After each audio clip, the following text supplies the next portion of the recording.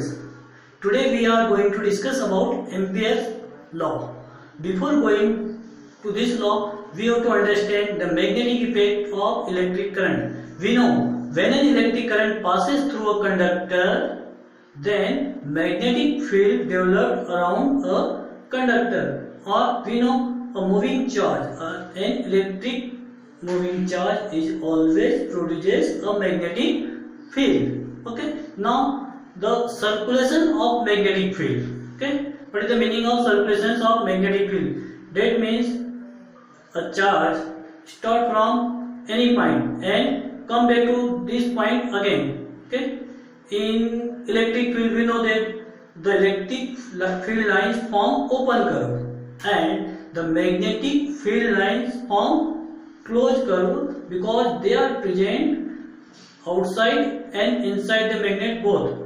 Outside the magnet from N to S and inside the magnet from S to N. Okay, so they form closed loop. So using this criteria, the circulation of magnetic field in any closed circuit.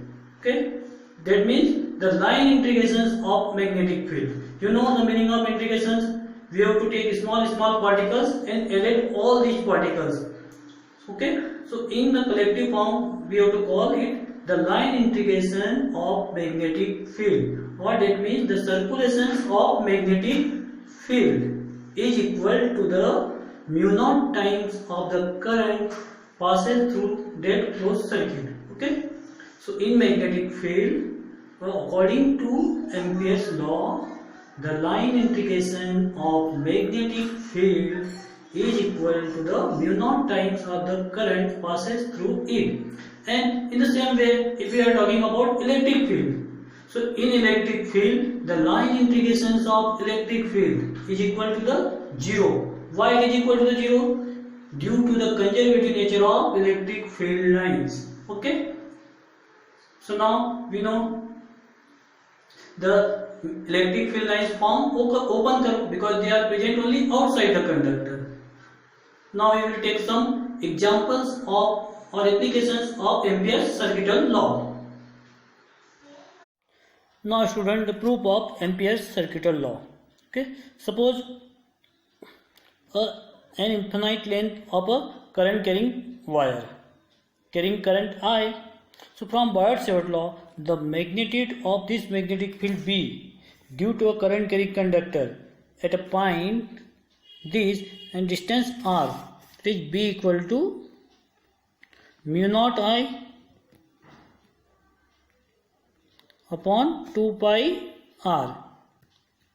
Okay, from Biot-Savart law we already find this value, B equals to mu naught I upon 2 pi r. Okay, magnetic field due to a current carrying straight conductor. Now in this figure we form, suppose we know in a current carrying straight conductor the magnetic field is shown by the concentric circles. Suppose we take one circle of radius r. So and here both current element dl and magnetic field B both are in same directions. So B vector dot dl vector, this is a scalar product, so B dl cos 0. Okay, and this equal to B dl. Okay, so here now according to Ampere's circuital law we will find the line integration of this. So integration of B vector dot dl vector equal to how much? This B dl. Okay, now put the value of B, this mu naught I upon 2 pi r. So this equal to B mu naught I upon 2 pi r, and here we integrate this integration of dl. Okay, this is a sign for closed integration. Now integration of dl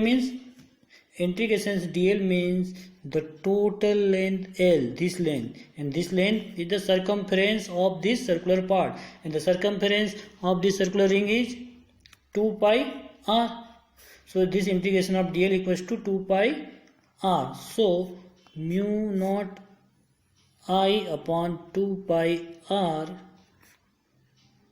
equal to 2 pi r, and this will cancel. So integration of or we can say the line integration of magnetic field is equal to the mu naught I. Okay. So this is the proof of Ampere's circuital law. So according to this, the line integrations of magnetic field is equal to the mu naught times of the current passes through that closed loop. Okay.